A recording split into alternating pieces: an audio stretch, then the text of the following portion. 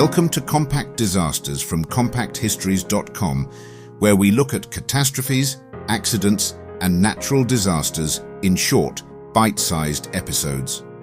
This is episode 78, the Bradford City Stadium Fire.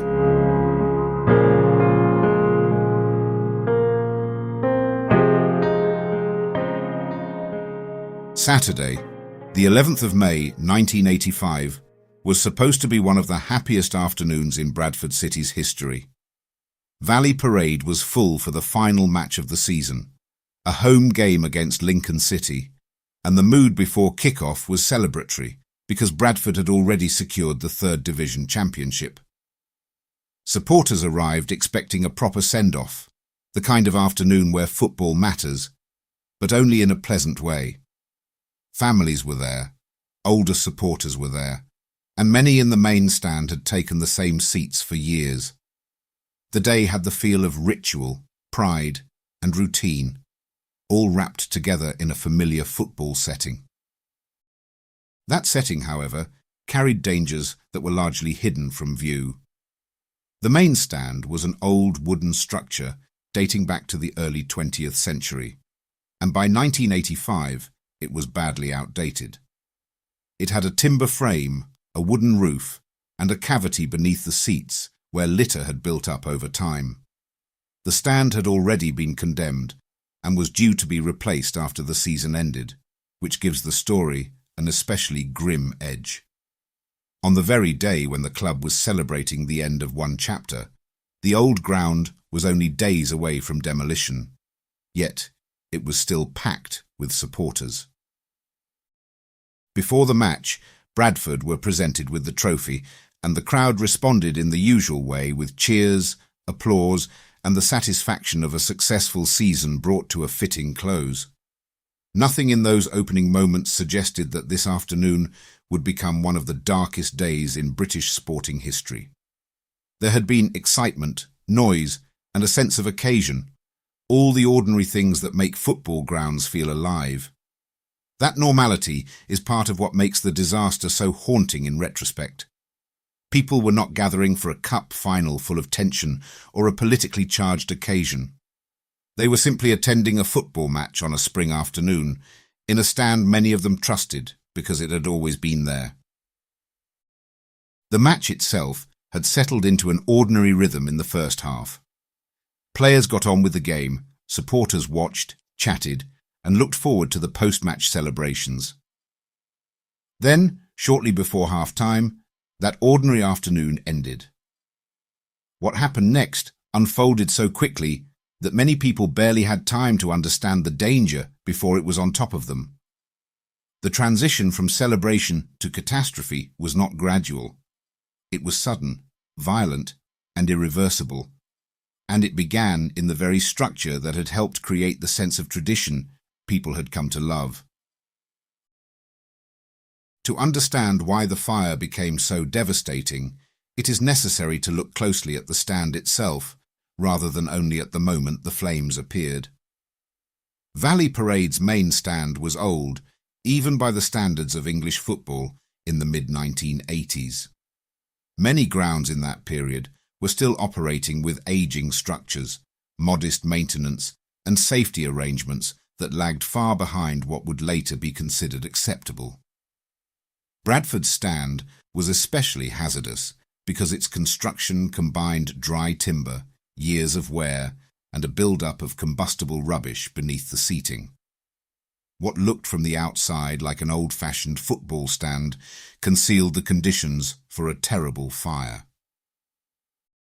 The litter beneath the stand was a major issue. Over time, paper, cups, and other debris had accumulated in the void under the wooden seating, and the Popplewell inquiry later concluded that this was central to the disaster. A dropped cigarette, match, or other lighted smoking material could fall through the gaps in the floorboards and ignite the rubbish below. Once that happened, the fire would already be underneath the crowd rather than in open sight, giving it a head start. By the time supporters or officials noticed visible flames, the blaze was already feeding on dry material and spreading through a structure that offered it plenty to burn. The design of the stand also affected how people could escape. While some spectators were able to get onto the pitch because there was no perimeter fencing directly blocking them in that section, others tried to leave by the rear exits and turnstiles. Those routes proved deadly for many. Locked or inaccessible exit points, confusion, and the rapid spread of smoke and flames all combined to turn seconds into life or death decisions. In a modern stadium, evacuation plans, stewarding, fire-resistant materials, and clear escape routes are taken far more seriously. At Valley Parade that afternoon, the old assumptions of football ground management met the brutal reality of a fast-moving fire. There is a cruel irony in the fact that the danger was both known and underestimated. The stand had been condemned, and demolition was due to begin just days later. Yet the immediate fire risk had not been dealt with in a way that protected the people using it that afternoon. The inquiry would later make it clear that compliance with the safety guidance of the time could have prevented the tragedy. In that sense, the disaster was not simply a freak event. It was the result of a vulnerable structure, neglected hazards, and a culture in which football grounds were too often accepted as shabby, risky places so long as the match could go on. The fire broke out shortly before half-time at about 3:40 p.m. At first it appeared small, little more than a minor flame visible beneath the seats in Block G of the main stand. Some supporters noticed it before others did, and in those opening seconds, it may have seemed like the sort of thing that could be stamped out or dealt with quickly. That assumption vanished almost immediately. The fire had already taken hold in the rubbish beneath the floorboards, and once it found the timber and the structure above, it spread with terrifying speed. Witnesses described how quickly the blaze moved. In less than 5 minutes, the entire stand was engulfed. Wind conditions helped drive the fire along the length of the structure, and the roof materials contributed to the intensity. Burning debris and molten material fell onto the crowd below, making escape even harder and adding to the chaos. What had been a crowded stand full of supporters became, in a matter of moments, an enclosed trap of flame, smoke, heat, and panic. This is one of the most shocking aspects of the Bradford fire. It was not a slow-building emergency that allowed for orderly evacuation. It was a catastrophe that raced ahead of human reaction. The match itself stopped being the centre of attention almost instantly. Players, officials, police officers, and supporters on other parts of the ground turned toward the main stand as the scale of the emergency became obvious. Television cameras had been recording the game, which meant that the outbreak and spread of the fire were captured on film. That footage would later become part of the public memory of the disaster, not because it explained every detail, but because it showed in real time how an ordinary football crowd was overtaken by something utterly monstrous. Watching it even now is deeply unsettling, because the speed is almost hard to believe until you see it. Those first moments also shaped many later misunderstandings. In the immediate confusion, rumours and assumptions circulated about how the blaze had started. The formal inquiry later concluded that the most likely cause was the accidental dropping of a lighted cigarette or match onto the accumulated rubbish below the stand. That finding mattered because it shifted the explanation away from wild speculation and back to the basic, deadly chain of negligence and vulnerability that had made the stand so dangerous. The fire did not need sabotage or some elaborate plot. It needed only a spark, the wrong environment, and the fatal absence of proper safety measures. Once the stand was ablaze, survival depended on speed, luck, and the route each person happened to choose. Many supporters fled forward onto the pitch, which proved to be the only viable escape for a large number of people. Others tried to move toward the rear exits, where conditions quickly became horrific. Thick smoke reduced visibility, flames raced overhead and around the structure, and people were forced into desperate split-second decisions. In disasters like this, the word panic is often used too casually, but at Bradford, it was not a cliché. It was the inevitable response of hundreds of people suddenly facing heat and smoke in a collapsing environment. The rear of the stand became especially deadly because exit routes were inadequate. Some gates and turnstile areas were locked or difficult to use, and many victims were later found near those points. Supporters tried to break through barriers, crawl under turnstiles, or force their way out in any direction that looked possible. Others were overcome by smoke before they could escape. Meanwhile, on the pitch and in surrounding areas, players, police officers, ambulance crews, and ordinary spectators attempted rescues. There were numerous acts of bravery, many of them carried out by people with no protective equipment and little idea of how to handle severe burns, except that someone needed help, and there was no time to hesitate. The visual horror of the scene stayed with witnesses for the rest of their lives. Survivors spoke of flames moving faster than thought, of people stumbling out alight, and of smoke swallowing whole sections of the stand. The wooden structure that had seemed solid and familiar became an inferno within minutes, and people were not escaping from a neat, diagram-friendly emergency. They were climbing, pushing, pulling, carrying, and falling through a scene that had turned from football ground to furnace. Even those who reached the pitch safely often suffered burns, smoke inhalation, or psychological trauma that would last for decades. That is one of the lasting truths of Bradford. Survival did not necessarily mean walking away unscarred. It is also important to remember that the chaos was shaped by the broader culture of English football grounds in the 1980s.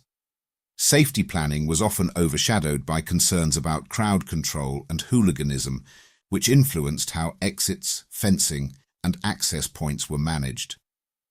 At Bradford, that mindset collided with the completely different demands of a fire emergency. A stadium built and run with too little regard for evacuation under fire conditions proved unable to protect the people inside it. When historians and campaigners look back on Valley Parade, they see not only a terrible accident, but also a system that had normalized risk, until risk finally came roaring through the roof. By the end of the day, 56 people were dead, and at least 265 had been injured. Among the dead were 54 Bradford supporters and 2 Lincoln City fans, a detail that reminds us how little team colours mattered once the disaster unfolded. The victims included children, older supporters, and people who had come simply to enjoy a celebratory final match.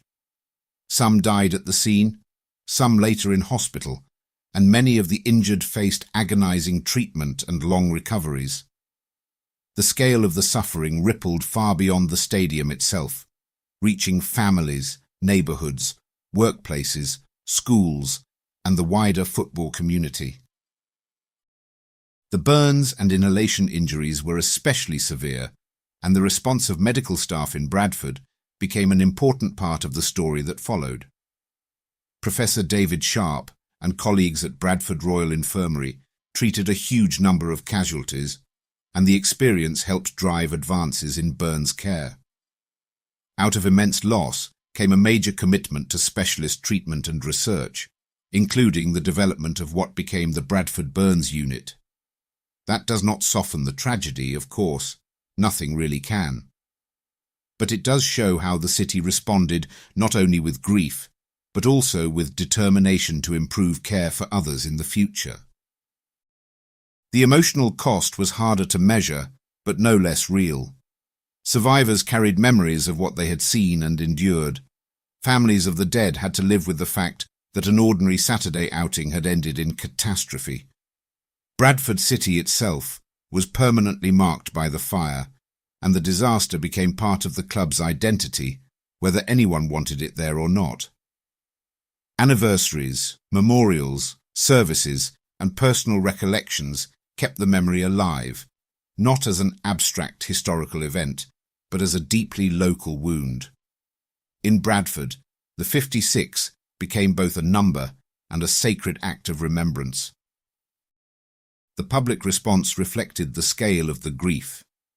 Messages of condolence came from across Britain and abroad, and the Bradford Disaster Appeal Fund raised more than £3.5 million. Fundraising efforts included a replay of the 1966 World Cup final lineups and the release of a charity recording of "You'll Never Walk Alone." Yet for all the national attention, the heart of the loss remained intensely personal. Every total, every headline, and every memorial is made up of individual lives, cut short or permanently altered on a day that should have ended in celebration. In the months after the fire, Sir Oliver Popplewell led the inquiry into what had happened at Valley Parade. Its conclusions were stark. The fire was probably caused by a dropped cigarette or match falling onto accumulated litter beneath the stand, and the report made clear that compliance with existing safety guidance could have prevented the disaster. That was a devastating finding, because it meant the fire was not merely an unpredictable bolt from the blue. It exposed avoidable failures in maintenance, safety practice, and the wider culture of stadium management. The inquiry's recommendations had a lasting impact on football in Britain. New wooden grandstands were banned, unsafe existing wooden stands were closed, and smoking in such stands was banned. More broadly, the disaster added urgency to the modernisation of football grounds across the country. In later years, especially after further stadium tragedies, British football would move away from crumbling old structures and towards safer, more tightly regulated environments. Bradford was not the only reason for that transformation, but it was one of the clearest warnings that the old way of doing things could no longer be defended with a shrug and a muttered line about tradition. The legacy of the fire is therefore double-edged. On one side is remembrance, the names of the dead, the memorials, the annual acts of reflection, and the continuing place of the 56 in Bradford's civic and sporting memory. On the other side is reform, the hard lesson that spectator safety cannot depend on habit, nostalgia, or luck. Football grounds had long been accepted as rough-edged places, especially in the lower divisions, but Bradford showed with unbearable clarity that neglect could kill on a mass scale. It helped force a change in public expectations about what clubs, authorities, and governing bodies owed to the people who came through the turnstiles. Even now, the Bradford City Stadium Fire remains more than a historical footnote or a grim clip in an archive.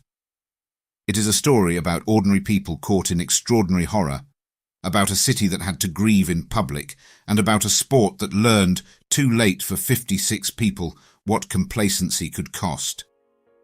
The last game of Bradford's championship season should have been remembered for silverware and applause. Instead, it became a turning point in the history of football safety in Britain. That is why the fire still matters. It is not only part of Bradford's past, it is part of the reason modern football grounds are expected to protect life first and tradition second.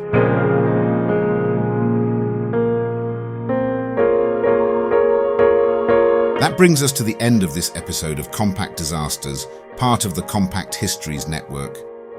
If you enjoyed it, please follow or subscribe wherever you're listening so you don't miss any future episodes.